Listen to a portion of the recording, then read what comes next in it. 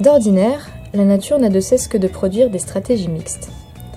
Cela permet à l'humain, de par un mode de sélection darwinien, de prendre une forme de feedback de la nature, de sorte à demeurer adapté à l'environnement. En s'entraidant, en s'épaulant les uns les autres par l'entremise de la société, Homo sapiens parvint à réduire la pression sélective exercée sur son espèce, ce qui lui permit, à terme, de conquérir la planète. Plus les conditions de vie devenaient douces, moins la pertinence des choix, la jugeote et l'intelligence ne s'avérèrent indispensables à la survie. Pire, l'on commença à externaliser une partie de nos capacités cognitives. Malgré la hausse quasi constante du QI durant le XXe siècle, l'humanité, assise sur ses lauriers et dévorée par l'hubris, avait accouché d'une forme nouvelle d'idiocratie. Salut bel internaute, c'est Bosca pour Hypnomachie. Aujourd'hui nous allons parler de Jésus-Christ, de quotient intellectuel et de Bruno Le Maire. Générique.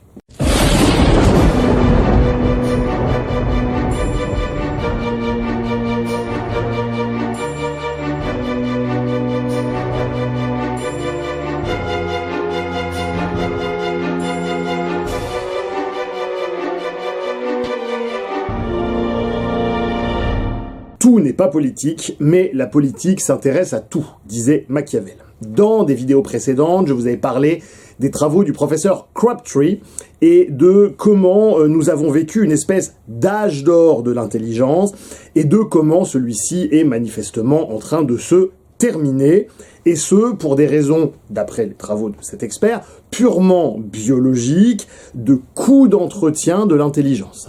Maintenir un niveau d'intelligence élevé, ça a un coût d'entretien énorme au niveau biologique, et vous savez que la biologie essaie toujours de trouver le meilleur ratio entre investissement d'énergie et capacité de survie. Si l'on réduit l'homme à son statut de machine organique visant à maintenir sa structure, alors point besoin de ciboulots pour copuler et se reproduire. On n'a pas le choix, faut suivre son instinct. Mais tu suis toujours ton instinct. Et si cette fois tu écoutais ton cerveau? Ok, Dac. Bien sûr, cela fait un moment qu'on a observé des liens entre la fécondité et un haut quotient intellectuel. Il faut dire que ce ne sont pas vraiment les zones supérieures du cerveau, avec tous les guillemets du monde, qui sont responsables de la reproduction. C'est d'ailleurs pour ça qu'en soirée, les gens boivent de l'alcool pour inhiber un peu leur néocortex et faciliter les rencontres. Il semblerait donc que trop cogiter n'aide pas concrètement à répandre ces gènes. Nous avons pénétré dans une espèce de champ de force qui a entraîné un grave dysfonctionnement du calibrage de l'allongement maximum du muscle érecteur de l'appareil dit reproducteur du mâle vertébré Homo sapiens. Quoi? Il y a quelque chose dans l'atmosphère qui m'empêche de bander normalement comme tu vois. Chers auditeurs, j'aimerais maintenant vous convier à une petite expérience de pensée. Dans les vidéos précédentes, je vous avais expliqué qu'une différence de 30 points de QI empêchait littéralement toute forme de complicité et d'intimité entre deux êtres humains, les perceptions du monde et les vécus étant par là même trop différents. J'aimerais vous inviter, tout simplement, à percevoir le siècle dans lequel nous vivons avec les yeux d'un très haut QI. C'est un rôle de composition et le plus dur ce sera de lutter contre sa nature. En pratique, cela va impliquer que vous ne pourrez espérer une interaction vaguement satisfaisante qu'avec 9,18% de la population. Et quand je dis espérer, je ne dis pas vivre effectivement. Cela veut dire que seul un petit pourcentage de la population a ne serait-ce qu'une infime chance de pouvoir permettre un rapport humain au-delà d'une baguette bien cuite, madame, s'il vous plaît. Encore faut-il qu'avec ces autres personnes, vous ayez une confluence de centres d'intérêt, d'habitus, de pathos, etc. et que la rencontre se fasse à minima. Vous commencez peut-être à réaliser que lorsque les gens parlent, cela vous semble de plus en plus stupide. En tout cas, au bas mot, il semble y avoir systématiquement, en tout cas vous le repérez vraiment de plus en plus comme un détecteur, une disjonction entre les buts poursuivis et affichés et les moyens effectivement mis en œuvre. En fait, c'est quand on commence à entendre les gens parler que là... Eh ben quoi? Là, on se dit, je suis pas chez moi. Vous constatez avec effroi que le savoir disponible n'est pas enseigné, n'est pas transmis, que les feedbacks dans les groupes humains, les relations générales ne sont pas écoutés ou très très peu considérés, les facteurs spirituels sont totalement déniés, la forme prime sur le fond. Les connaissances sont fragmentées et les approches transdisciplinaires nexialistes sont rarissimes.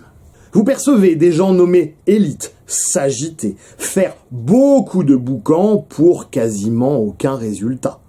Pire, ils contribuent très souvent à pérenniser le problème qu'ils prétendent combattre. Dans le même temps, leur avatar, leur personnage social, s'empêtre définitivement dans une forme de double discours leur permettant de se maintenir en place. On fait bien ce qu'on veut, hein. On est à la tête du pays, je vous rappelle. J'oubliais, ils détruisent tout, y compris eux-mêmes, leur propre psyché, leur propre santé mentale et logiquement le monde autour d'eux, et ce sans qu'ils s'en rendent compte. Les masses semblent fascinées par quelques demi-habiles qui s'évertuent à renvoyer des images de dominants éthologiques. Ils débattent, soi-disant, même si dans les faits, le fond du fond ne sera jamais abordé et traité. Et ce triste cirque culmine à l'approche du passage à l'acte. Lui-même, d'ailleurs, maintenu sur un plan purement symbolique, voire performatif, on n'est jamais dans l'action pure face au monde, pour ne pas réaliser l'aspect déceptif du procédé de la dynamique générale. Phrase toute faite de l'un, petite invective de l'autre, l'âge mental moyen ne dépasse pas les 12 ans. C'est ce qu'on va voir, cervelle de pénis, finissons-en une bonne fois pour toutes. Vous proposez alors des dispositifs permettant de contourner les différents biais cognitifs et autres paralogismes que vous percevez. Les demi-habiles ne comprennent même pas l'objet de votre propos ni sa portée. Ça n'est pas que vous n'êtes pas compris, ça n'est pas qu'ils sont en désaccord, c'est que vous n'êtes même pas perçus. Cette fois, il allait agir. Pour la dernière fois, je vous répète qu'irriguer les sols avec du brando, ça détruit les récoltes. Mais les plantes ont besoin de brando, c'est plein d'électrolytes. Attends une minute. Ce que t'es en train de dire, c'est que tu aimerais qu'on mette de la flotte sur toutes les semences. Tout à fait. De l'eau? Comme dans les toilettes? Non, elle ne doit pas obligatoirement venir des toilettes, mais oui, c'est ça l'idée. Mais brando, il n'y a pas mieux pour les récoltes. C'est plein d'électrolytes.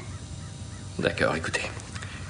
Les plantes ne poussent pas. Alors je suis certain que le problème vient de brando. Je ne suis pas botaniste, mais ce que je sais, c'est que si vous mettez de l'eau sur une plante, elle va pousser. Bah moi, j'ai jamais vu aucune plante pousser dans les toilettes. Hé, c'est drôle. T'es sûr que c'est pas toi le plus intelligent du monde? Ouais. Une seconde. Vous voulez résoudre ce problème et je veux la grâce présidentielle. Alors pourquoi on n'essayerait pas avec de l'eau et oublier de quoi les plantes ont besoin? Les plantes ont besoin de brando, c'est évident. Ils sont débiles. Ouais, c'est plein d'électrolytes. C'est quoi les électrolytes? Vous le savez ou non? C'est le produit avec lequel on fait du brando. Oui, mais pourquoi ils utilisent ça pour faire du brando? Parce que brando est plein d'électrolytes. Rien qu'en France, je vais rester sur une échelle nationale de façon purement dogmatique, hein, mais après si vous élargissez ça à la planète entière, là ça devient encore plus vertigineux. Mais rien qu'en France, ce sont ainsi entre 8000 et 9000 individus dotés d'un QI de 155 et plus, qui seraient en capacité de résoudre nombre des grands défis du XXIe siècle, qui ne sont simplement pas perçus par le reste de la société. Et comme une métaphore d'ailleurs de mon propos, je n'ai pas le souvenir, en 25 ans d'études de la psychologie et des sciences humaines, d'avoir jamais lu le moindre papier traitant du sujet.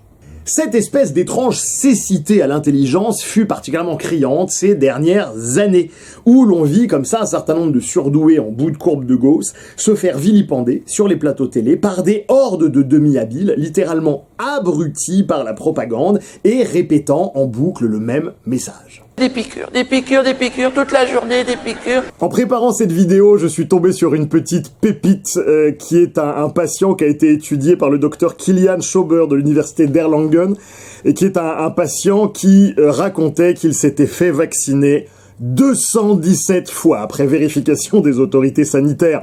On a trouvé la trace avec les papiers qui attestent, etc. de 134 quand même piqûres, c'est quand même pas rien. Alors effectivement, cet homme, après un tel excès, a été soumis à toute une batterie de mesures et de tests en tout genre, histoire de vérifier son état de santé. Bah écoutez, il va bien.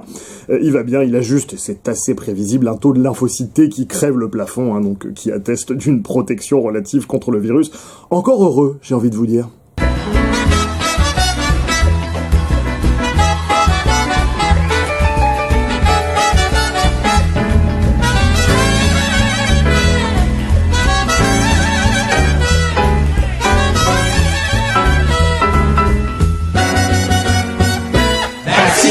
est alors temps, ici, chers amis, de vous tenir un propos très simple, mais que je n'ai pourtant jamais vu, lu ou entendu ailleurs, mais que certains, les plus intelligents d'entre vous, probablement, auront déjà peut-être pressenti dans leur fort intérieur.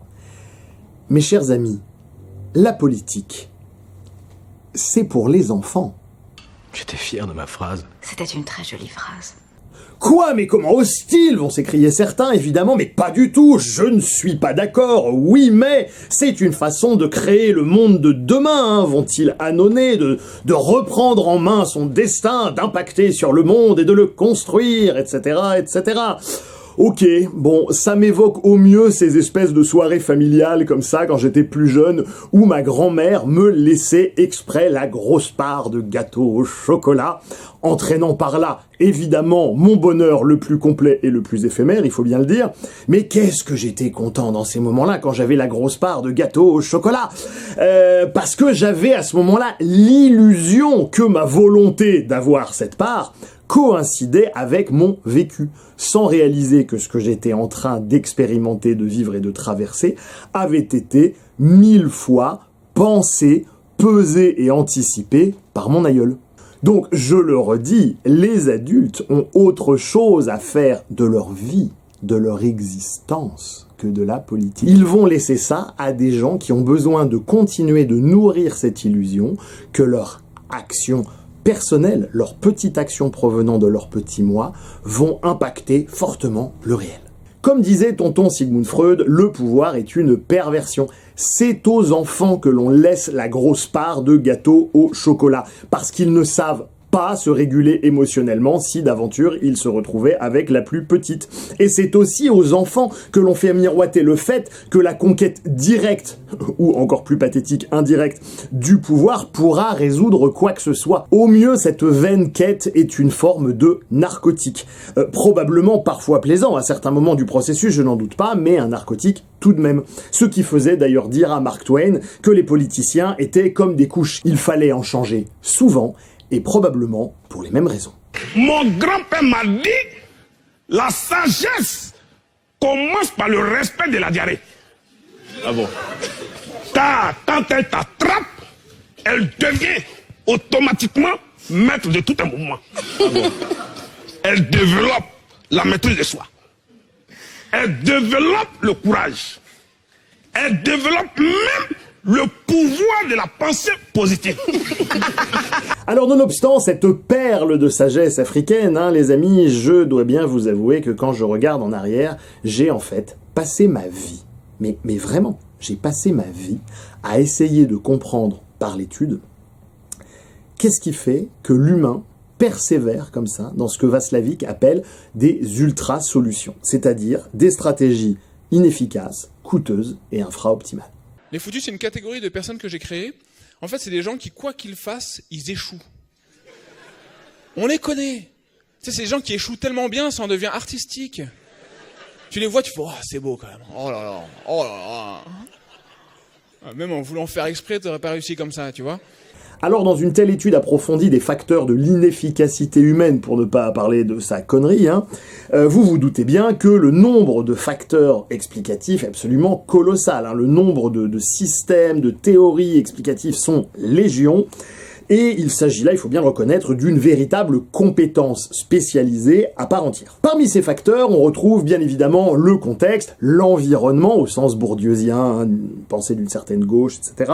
Le quotient intellectuel, nous y reviendrons plus tard dans la vidéo, le niveau de réalité, j'en parle ici ou là sur la chaîne, l'accordage spirituel. Si, il y a des études qui le montrent, n'en déplaise aux matérialistes. Mais pour l'instant, les amis, concentrons-nous d'abord, pour l'heure, sur ce qu'on appelle en psychologie l'effet d'attitude, ou l'effet Einstellung. En allemand, Einstellung-Effekt. Soyez comme les juifs et comme le lait, essayez de rester concentrés.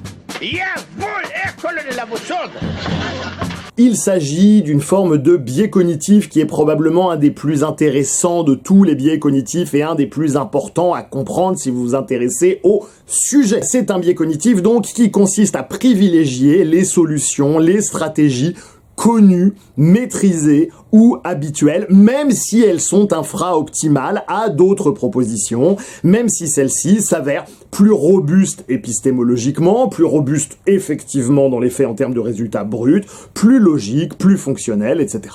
Surprenant. Voilà une autre distorsion que je n'avais pas prévue. Au passage, pour ceux qui sont vraiment mais profondément intéressés par l'hypnomachie, c'est vraiment ce biais cognitif qui est à comprendre, à saisir et à maîtriser en priorité. Je veux dire, il y a énormément de gens comme ça qui se sont approchés de la nébuleuse hypnomachie et qui au bout d'un moment sont partis en courant, en fuyant, justement victimes de cet effet parce que la démarche consistant à déstructurer ces trans leur demandait tellement de glucose qu'en fait ils n'avaient pas prévu dans leur budget cognitif une telle dépense d'énergie, tout simplement. Ceci dit, c'est ok, hein, je respecte le point de vue de chacun, mais j'essaie d'expliquer aux jeunes padawans comme ça qui ont envie d'essayer d'aller au fond des choses à quel point la maîtrise et la compréhension de cet effet est fondamentale. Ce que je trouve cocasse et extrêmement intéressant, c'est que les différents systèmes explicatifs pointent tous dans la même direction. Et ça, c'est quand même plutôt bon signe pour un chercheur. En MBTI, cette tendance à privilégier comme ça le connu, l'éprouvé, ce qui a marché dans le passé, ce qui a déjà porté ses fruits autrefois, c'est lié à la fonction SI, à la sensation introvertie. Elle-même, d'ailleurs, liée à l'activation de certaines zones cérébrales de type FP2, F8, etc. Ça dépend des nomenclatures. Et à l'inhibition conjointe d'autres aires cérébrales, évidemment. Bon, faut le savoir, hein, c'est tout, voilà. Si vous ajoutez à ça le fait que la douance, ou la surdouance, hein, on devrait dire pour être précis, est fortement corrélée avec l'usage de la fonction intuition, hein, qui au passage est la fonction dont le coefficient de corrélation est la plus élevée avec le haut QI, alors on commence là à avoir un faisceau d'indices convergents, notamment parce que la sensation introvertie est la fonction qui est statistiquement sur la planète la plus répandue et la plus utilisée. Et pas qu'un peu.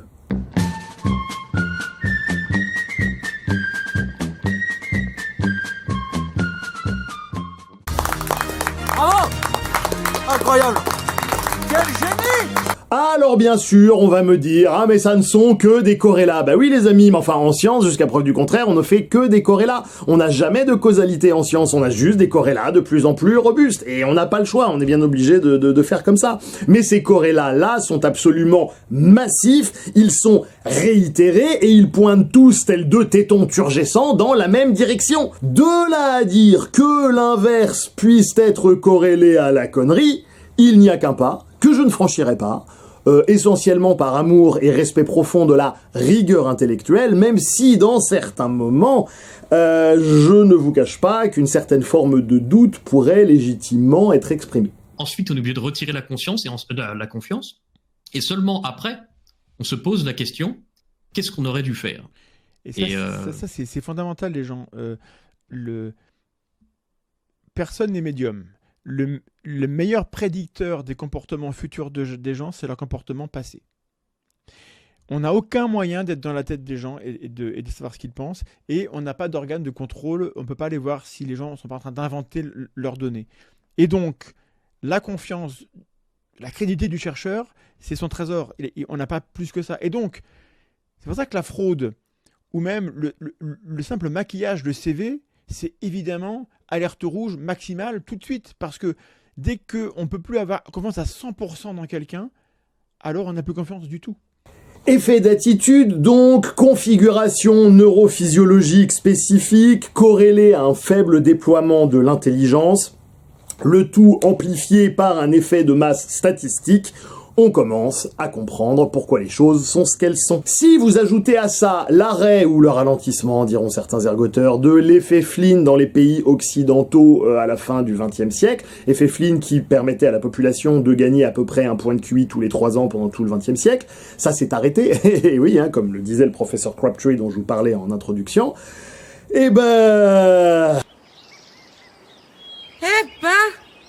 n'est pas sorti du sable. Quand on comprend que plus des 3/4 de la variance économique d'un pays s'explique par le QI moyen de ses habitants, que le QI est une notion qui reste globalement plutôt stable tout du long de la vie, et ce malgré les facteurs environnementaux, nous en avions déjà parlé dans une précédente vidéo sur le projet Milwaukee et son échec retentissant. Si encore il n'y avait que ce projet qui avait foiré, mais non, il y en a eu des tonnes et des tonnes comme ça de gens qui disaient mais si, on va absolument essayer de booster le cerveau des enfants. Ben non, au bout d'un moment, ça marche pas au-delà d'un certain point, et autant vous dire que les gains sont absolument marginaux. Pour vous donner une idée, un papier de Derly et de ses collaborateurs de 2000 nous montre que la corrélation entre le QI à 11 ans et le QI à 79 ans est de 0,73, et ce, une fois quelques ajustements faits pour tenir compte du déclin cognitif en vieillissant. Donc ça vous donne une idée que même si l'environnement peut impacter, faire des études, etc., peut impacter un petit peu sur le quotient intellectuel, à un moment donné, il faut pas s'attendre à des changements drastiques. Ajoutez à ce constat tragique que le fait que nous basculions chaque jour un petit peu plus dans un régime de type despotique, et que ce basculement entraîne, comme l'explique le psychologue Godfrey H. Thompson, encore un affaiblissement du QI. Simplement parce que les gens intelligents ont tendance à fuir ce type d'environnement despotique et dictatorial, les tyrans ont tendance à se débarrasser manu militari, si j'ose dire, de leurs opposants politiques intelligents et cultivés, et vous comprenez la mélasse systémique dans lequel on se retrouve, voilà. Et en plus, évidemment, ceci s'auto-entretient, puisque plus on est con, plus on va vers des systèmes despotiques, et plus on va dans le système despotique, plus on devient con. Ça va commencer ici, et ça va péter. Péter. Vous allez fuir. Vous attendez, vous allez fuir.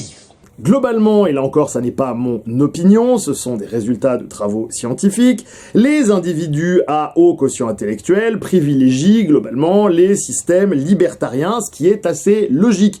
Dans des vidéos sur la chaîne de Viande Tiède, on avait déjà abordé quelques liens comme ça, puisqu'on parlait de MBTI tout à l'heure, avec le fait qu'énormément de libertariens sont INTJ, INTP, qui sont parmi les structures de personnalité qui ont le plus haut QI, donc là encore tout se recoupe de façon convergente, comme je vous l'ai dit, ce qui est assez logique, parce que les systèmes libertariens sont des systèmes dans lesquels il faut accepter une énorme dose d'incertitude. Il faut donc avoir les capacités cognitives suffisantes pour penser les choses de cette façon. Puis, lorsque le QI redescend, on revient vers des approches libérales de type capitaliste, mais au sens liberal au sens américain. Voilà, et les personnes à bas QI ayant plutôt tendance à privilégier des systèmes politiques conservateurs. Tiens, on retrouve encore la sensation introvertie, tout est lié, vous voyez, ou des systèmes autoritaires, mais pour les mêmes raisons. C'est-à-dire que ce sont des systèmes dans lesquels il n'y a pas besoin de dépenser beaucoup de glucose, et dans lesquels on avance de choses connues en choses connues. Ça, c'est certain que quand vous avez un mauvais parent qui vous frappe tous les soirs, au moins, vous n'avez pas à gérer l'incertitude. Vous savez que vous allez passer un sale quart d'heure. C'est triste, quelque part, mais la littérature scientifique, là encore, sur le sujet, est assez claire. Une bonne nouvelle n'arrivant jamais seule, le bas quotient intellectuel est également connecté avec l'usage de la violence. La violence a plein de synonymes. L'agressivité, l'ardeur, le tempérament, le courage, la générosité, la vaillance, le pas pédé, tu vois. Alors je me doute bien que quelques gauchistes endoctrinés qui sont perdus sur la chaîne me diront oui mais le QI Bascar ça n'est pas l'intelligence, et autres propos déconstructivistes prématurés comme si un oui mais de punk à chien ou de Miriflore pamphlétaire critique de cinéma chez Télérama pouvait tenir tête à 115 ans de recherche scientifique. Non. Enfin, pardon, mais juste non. Tu n'es pas qualifié du tout. Outre que d'autres études, telles que Kaplan et Miller en 2010, Katz en 1990, Kemmelmeyer en 2008, Verforst et Graff en 2004, etc., nous apprennent toutes, là encore, on a le même faisceau d'indices, que le gauchisme soit négativement corrélé à l'instruction et à l'éducation. Si la connerie n'est pas remboursée par les assurances sociales, vous finirez sur la paille. Plus sérieusement, il vous suffit de regarder les réalisations culturelles, technologiques, le rayonnement, etc. Par exemple, des Bushmen du Kalahari, qui est un peuple très respectable, mais dont la sélection naturelle a amené ses membres à avoir un QI médian autour de 54 environ. C'est à peu près l'équivalent d'un enfant de 8 ans dans nos sociétés occidentales industrielles. et de comparer les réalisations de cette peuplade avec les réalisations technologiques, culturelles, l'influence, etc. Par exemple, de l'Ashkénaze médian. Ça vous permettra de comprendre ce que permettent 60 points de QI. Oh my Dieu! Hey!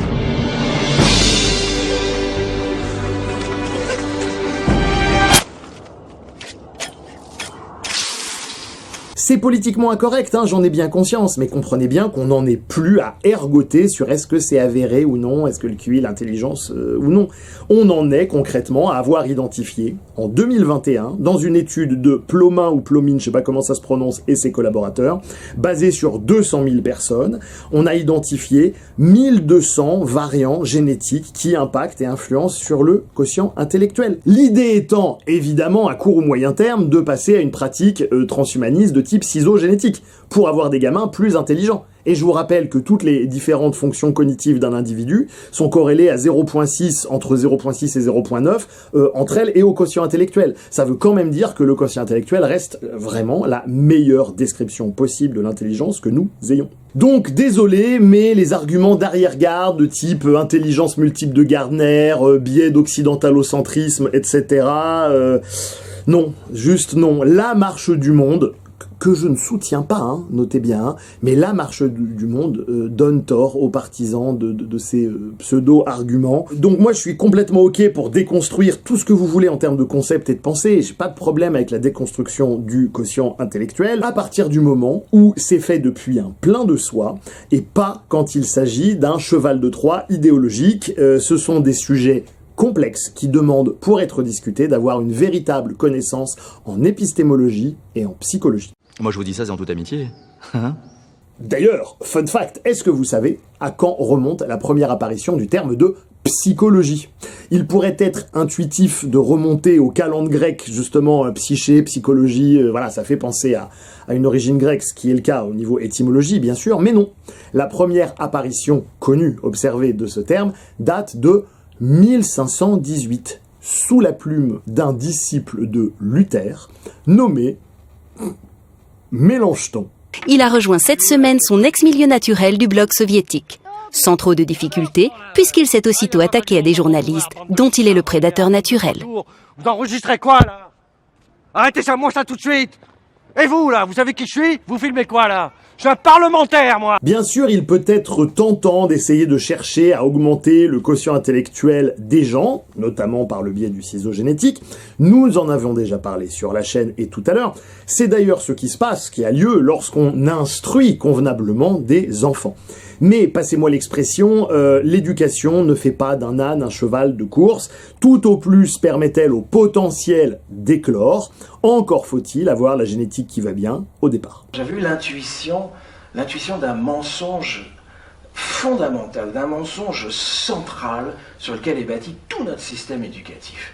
Notre système éducatif est bâti sur un énorme mensonge, tellement gros qu'on ne peut pas le voir, qui est le mensonge de l'ascension sociale par la culture, le mensonge de l'égalité des chances, le mensonge de la réduction des inégalités sociales grâce à l'école, etc. etc. C'est-à-dire cette idée qui a l'air très facile à comprendre, très très simple, que si on s'instruit, si on se cultive, on monte dans la hiérarchie sociale. Pourquoi vous êtes ouvrier, hop, vous avez terminé, etc. Et donc cette idée totalement fausse, dont la fausseté a été démontrée, redémontrée, surdémontrée. Il y a des milliers de pages de sociologie pour montrer que c'est faux, que ça ne marche pas comme ça, c'est pas vrai. Mais ça fait rien, on continue de faire comme si c'était vrai. Et puis surtout, adopter vis-à-vis du quotient intellectuel une approche aussi volontariste, c'est en outre enfreindre ce qu'on appelle la loi de Goodhart. La loi de Goodhart stipule que lorsqu'une mesure cesse d'être une mesure pour devenir un objectif à atteindre, elle perd alors sa pertinence en tant que mesure. Tu veux dire comme ces gens qui s'entraînent à passer les tests de QI pour entrer à la Mensa? Exactement, c'est tout à fait ça. Bref, pour revenir sur l'expérience de pensée que je vous avais proposée en début de vidéo, vous comprenez probablement à quel point l'intelligence, lorsqu'elle dépasse un certain seuil, puisse être à double tranchant. Elle relève au niveau biologique d'une forme de queue de paon, quelque chose comme ça, qui permet de montrer aux femelles « Oh, tu as vu, je dispose de suffisamment de ressources pour me permettre d'entretenir ce machin extrêmement coûteux et totalement inefficace. » Et puis si c'est si bien que ça d'être intelligent, dis-moi pourquoi il y a autant de cons. Alors là, j'avoue, Et plus on dépasse des seuils de 120, 125 points de quotient intellectuel, dans laquelle l'intelligence s'exprime encore d'une manière plus ou moins prosociale, dans des formes de leadership prosociaux, eh bien, malgré le fait que cette intelligence plus élevée que la moyenne soit corrélée à une espérance de vie en bonne santé, à tout un tas d'avantages sur un grand nombre de points, elle demeure liée à des difficultés de communication parfois tellement intenses et tellement structurelles qu'elles sont en fait incompressibles et insolvables. C'est vraiment un archétype sur lequel je voudrais m'arrêter avec vous 5 secondes. Cet archétype des individus autour de 115-125 à peu près, sur une fourchette de 115-125, qui finissent dans des postes à responsabilité, managers, dirigeants politiques, vice-présidents d'entreprise et autres, ces demi-habiles ont profondément tendance à se surestimer. Ils sont assez intelligents pour surnager au milieu d'un océan de médiocrité perçue, en tout cas ils le perçoivent comme tel, mais ils ne sont pas assez brillants pour pouvoir argumenter contre eux-mêmes. Ce qui ne semble en soi pas si grave, si le fait qu'ils soient dans des postes à responsabilité n'entraînait pas dans leur chute tous ceux qui les suivent aveuglément. Nous allons livrer une guerre économique et financière totale à la Russie. Nous allons donc provoquer l'effondrement de l'économie russe. Pour peu que ces gens aient fait de hautes études, reconnus socialement, et aient trusté les réseaux de pouvoir, l'habitude cognitive de ne faire que de croiser des médiocres entraîne un frayage neuronal peu propice à la remise en question. Là où des personnes plus intelligentes peuvent continuer de manière dynamique à rester conscientes de leurs limites. Je crois que je suis arrivé à un âge dans la vie où plus je vieillis, plus j'ai la sensation de devenir stupide. Comme disait feu mon vieux maître, réaliser avec les années qui passent l'étendue abyssale de sa propre connerie, c'est quelque part devenir en fait plus lucide. Parce que la plupart du temps, il n'y a que nous qui nous en rendons pas compte, les autres sont très au courant. Et c'est la combinaison comme ça de ces deux facteurs, donc habitude d'être entouré de personnes beaucoup moins brillantes que soi, et inconscience de ses travers, qui amène logiquement ces profils vers le constructivisme. Le leitmotiv, la question de ces gens en position de décideur, devient alors que faire des gens, que faire du peuple, en clair, que faire des imbéciles. C'est gérable si on s'en donne les moyens. Moi, je pense que, comme dirait Spider-Man, un grand pouvoir implique de grandes responsabilités. Ces gens-là ne réalisent pas bien l'hubris contenue dans cette posture. Au-delà d'un certain niveau, si vous voulez, on ne relativise plus vraiment, parce qu'on a compris la limite de la notion du tout relatif, mais on met en perspective. Je vous en ai déjà largement parlé sur la chaîne, sur la différence entre relativisme et perspectivisme. Et donc, on est capable, comme ça, de mettre en perspective qu'est-ce qui est le QI, qu'est-ce que c'est que le facteur G, qu'est-ce que c'est qu'un test de QI, pardon, qu'est-ce que c'est que le QI et qu'est-ce que c'est que le facteur G, et qu'est-ce que c'est que l'intelligence. Et on est capable, comme ça, de mettre tout avec une forme de finesse en perspective. On revalorise des choses comme le cœur, la présence et d'autres notions qui ne sont pas forcément quantifiables, mesurables, etc. Le quotient intellectuel n'est plus bêtement nié ou recadré dans un but de défense psychologique, il est simplement vu pour ce qu'il est. Mais pour ces gens, bien moins, voire pas du tout confronté à la règle des 30 points, puisque quelqu'un qui a 115 ou 120 de QI, il va être confronté à la règle des 30 points qu'avec des gens qui tournent autour de 90, pour peu qu'ils soient dans une pyramide avec un titre de vice-président de machin truc, et ben le gars qui a 90, il le croisera jamais dans ses bureaux. Jamais. Donc il va pouvoir ne jamais faire cette expérience de la théorie des 30 points. Et ben on comprend bien qu'il n'y a alors pour lui aucune incitation pratique à dépenser plus de glucose cérébral autour de cette question. Son modèle du monde s'articule et se tient parfaitement logiquement. Certaines personnes parlent de géniocratie, c'est-à-dire d'empêcher les personnes ne disposant pas d'un quotient intellectuel d'au moins 150 d'occuper des postes à responsabilité et de n'autoriser à voter que des personnes avec un quotient intellectuel d'au minimum 110 points. Bon, outre le fait que ces seuils sont décidés de manière totalement arbitraire, cette idée vient des Raéliens, voilà, oui, j'ai un bouquin de Raël dans ma bibliothèque, c'est une longue histoire, je vous expliquerai ça un jour peut-être. Je n'ai jamais eu vent du fait que Raël ait déjà passé un test de quotient intellectuel, mais à l'instar d'un célèbre dictateur du milieu du XXe siècle qui adorait les grands blonds aux yeux bleus tout en étant lui-même petit, brun châtain avec les yeux marrons, je crains que sur ce coup-là, Raël ne brandisse une idée qu'il ne soit pas en capacité d'assumer jusqu'au bout. C'est vrai que je m'étonnais déjà, depuis ma plus tendre enfance, aussi lointain que je m'en souvienne, depuis le CP déjà, je m'étonnais déjà de la propension des gens à obéir servilement, sans réfléchir, ce qu'on appelle en psychologie sociale l'état agentique. Et donc même si cette obéissance a abouti à faire transporter et tuer des millions de personnes, ce n'est que de l'obéissance. Et vous savez que pour condamner Eichmann, il a fallu trouver un témoignage de quelqu'un qui disait que Eichmann avait tué de sa main propre, avec un revolver, quelqu'un en Ukraine. Et c'est à cause de ça qu'il a été condamné à mort, sinon on ne pouvait pas le condamner à mort parce qu'il avait obéi. Donc l'obéissance dans nos sociétés, j'ai peur que ça s'accélère, l'obéissance à des choses qui sont indignes n'est pas vraiment punie.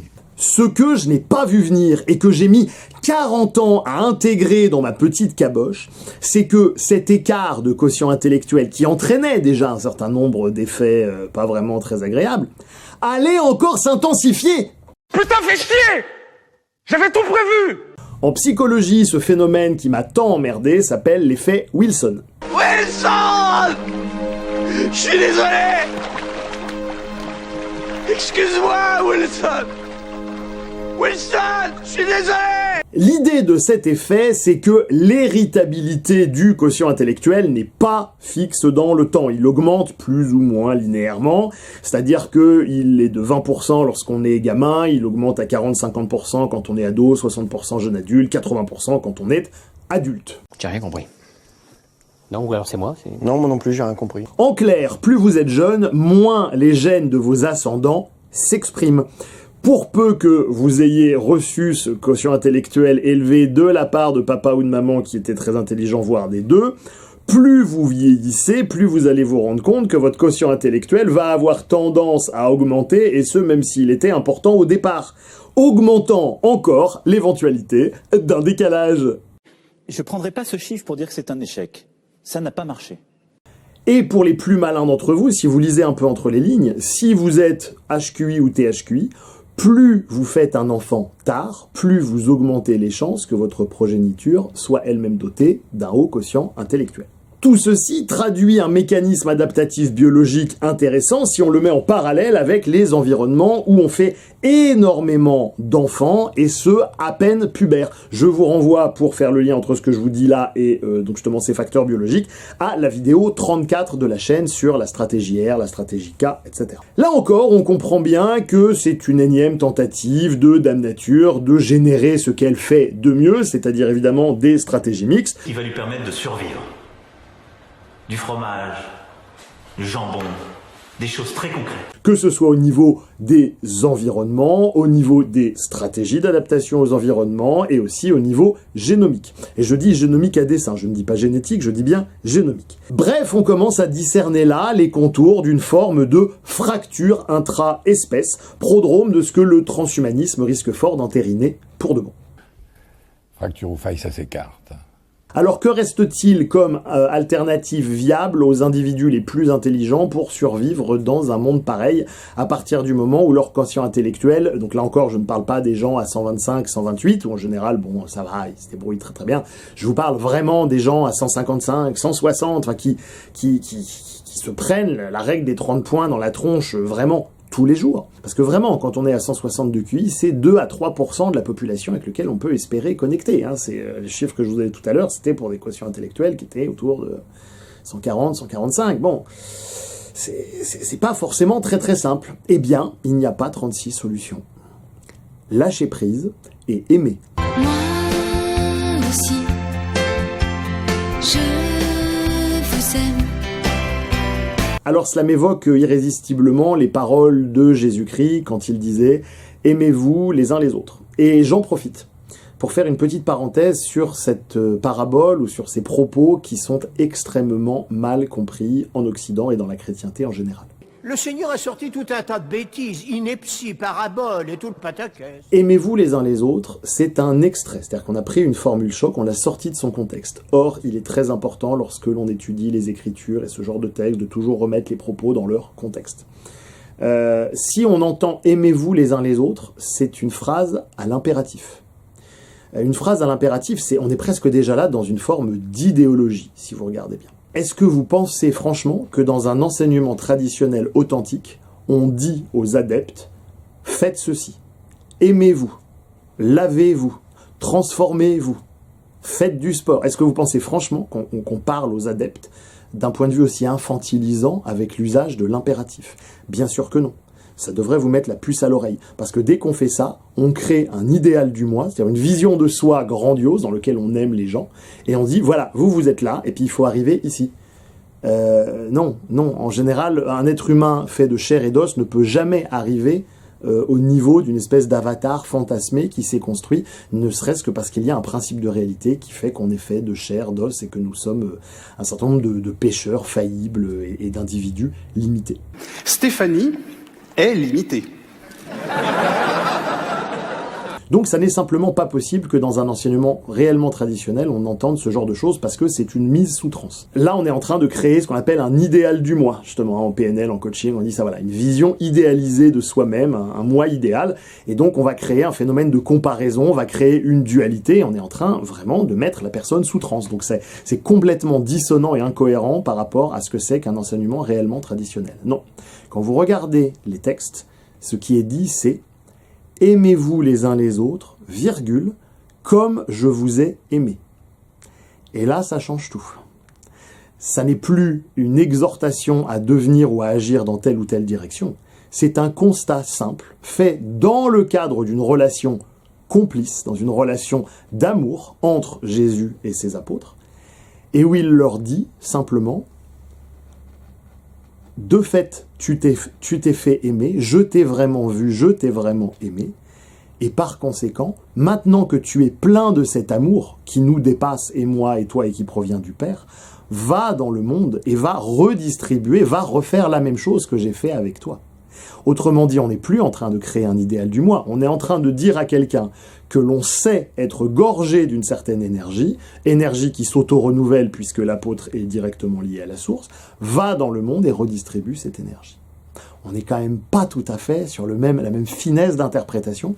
Et ce « aimez-vous les uns les autres » a conduit l'Église catholique à totalement dévier et en a fait une espèce donc de dogme. On voit des gens qui se flagellent à coups de culpabilité en disant « Ah, je devrais aimer, je devrais aimer ». Ben non, si à un moment donné, dans notre cœur, on sent qu'on n'aime pas, c'est comme ça.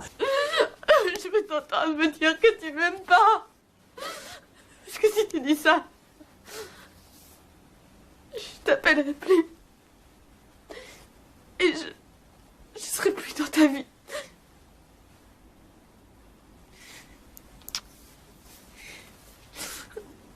Je ne t'aime pas.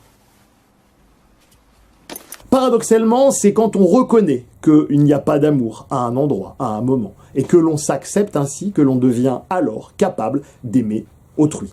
Parce qu'il ne peut pas y avoir d'amour sans vérité, l'amour et la vérité à un endroit. C'est exactement la même chose. C'est vachement émouvant.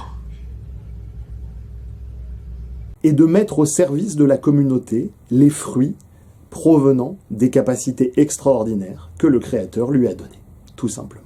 Est-ce que ça peut être frustrant? Très très probablement. J'ai entendu, moi, au cours de ma vie, les récits de frustrations comme ça, de ces très hauts QI. Vous n'imaginez pas le nombre de témoignages, le nombre de gens que j'ai écoutés et accompagnés, qui m'ont témoigné de cette solitude liée au développement d'une intelligence hors norme. C'est un récit classique. Et dis-toi bien que la déception fait partie intégrante de la vie d'une grande personne.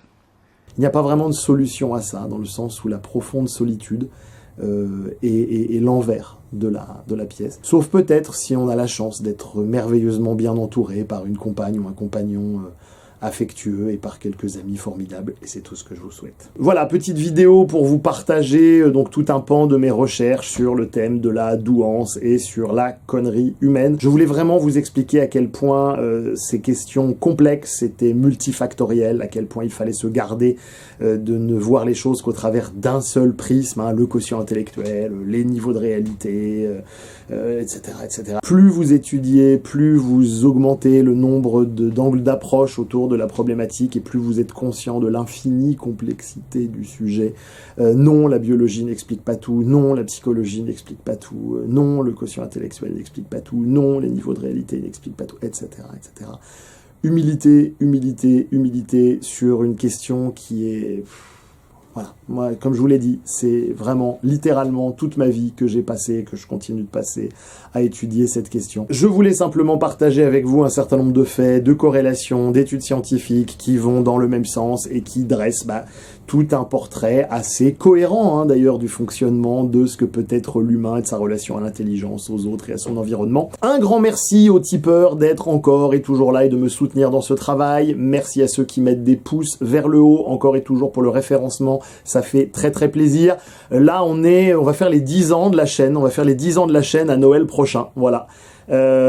9000 abonnés. Ah, ça me ferait bien plaisir d'arriver à 10 000, juste 10 ans, 10 000, voilà, un petit compte rond, ça me fait plaisir. Donc, si tu as envie de m'aider sur cette espèce d'objectif qui n'a absolument aucun intérêt en vérité, mais qui m'amuse beaucoup, n'hésite pas à partager cette vidéo ou d'autres vidéos de la chaîne sur les réseaux sociaux, de sorte à faire connaître un petit peu mon travail. J'ai prévu de vous faire une vidéo anniversaire dans laquelle je mettrai un peu les meilleurs moments des 10 ans de vidéo, et puis avec plein d'anecdotes sur qu'est-ce qui s'est passé en coulisses, les grosses galères, etc., que vous pouvez pas voir forcément.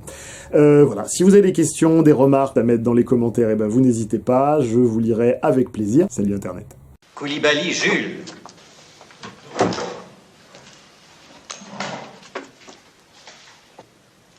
Monsieur, vous êtes intelligent.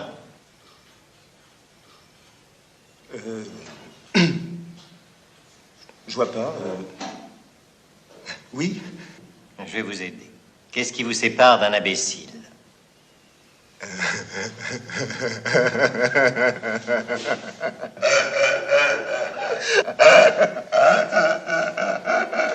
Eh ben, mais je vous en prie, dites quelque chose. J'hésite. Mais n'hésitez pas. La table. La table.